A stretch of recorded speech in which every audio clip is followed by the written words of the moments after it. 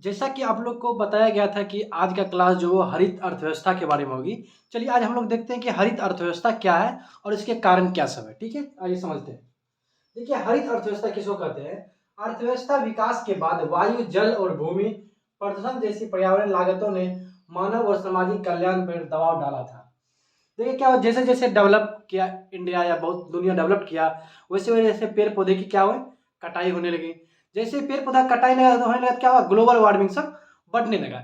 इसीलिए बताया गया कि जैसे क्या हुआ, सब प्रदूषण हो, वायु प्रदूषण हो गया फैक्ट्री के कारण, जल प्रदूषण हो गया, भूमि प्रदूषण हो गया। हरित अर्थव्यवस्था का सिद्धांत स्थिरता के मुद्दे पर जोर देता है और मनुष्य एवं प्रकृति के बीच सामंजस्यपूर्ण संबंधों की सलाह देता है। हरित अर्थव्यवस्था इसीलिए लाया गया क्योंकि मनुष्य को ये समझाया जा सके, दोनों के बीच में संबंध बनाया जा सके, किस प्रकार से हम लोग को जो है पेड़ पौधे लगाना चाहिए, किस प्रकार से हम लोग को खेती में कम से कम उर्वरक का यूज करना चाहिए, हम लोग का जो फैक्ट्री से प्रदूषण निकलता है उसको किस तरह से कम किया जाए। ठीक है, इसी के लिए दोनों के बीच में क्या हुआ, सामंजस्य की एकता को बनाया गया।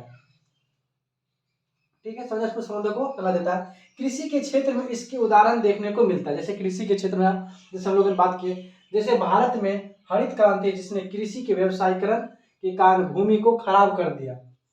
कृषि का व्यवसायीकरण ये होता है, जैसे मानिए कि जो पहले क्या थी, जैसे आप लोग के खेत, जितना भी खेत है, खेत में क्या था, बैल द्वारा जो है खेत की जुताई होती थी। ठीक है, अब उसके जगह ट्रैक्टर आ गया।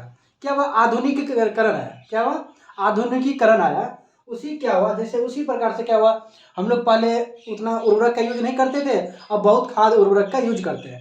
आधुनिकीकरण के कारण क्या हुआ, जिसने कृषि आधुनिकीकरण के कारण भूमि खराब कर दिया। भूजल ओवरड्राफ्ट द्वारा सिंचाई, जहाँ छोटे और बड़े बांधों और समान मिश्रण से वनों की कटाई।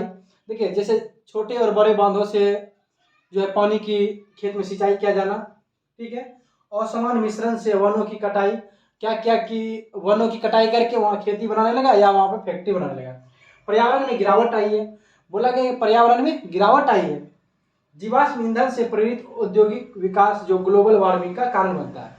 यही सब क्या हुआ, जो ग्लोबल वार्मिंग का कारण बनते चला गया। जैसे कि हम लोग पहले देख भी लिए थे, ग्लोबल वार्मिंग ये कहा जाता है कि जितना 100 वर्षों में जितना पर्यावरण का नुकसान हुआ है उतना पिछले 2000 वर्षों में नहीं हुआ था। सोचिए कितना चेंज आया है। ठीक है, तो उम्मीद करते हैं कि आप लोग यहाँ तक समझ गए होंगे। अब हम लोग नेक्स्ट चैप्टर में बढ़ेंगे। आप लोगों से रिक्वेस्ट है कि आप लोग शुरू से लेके यहाँ तक का टोटल वीडियो देख लें, तो ही आपको आगे समझ में आएगी। ठीक है, थैंक यू, मिलते हैं आप नेक्स्ट क्लास में।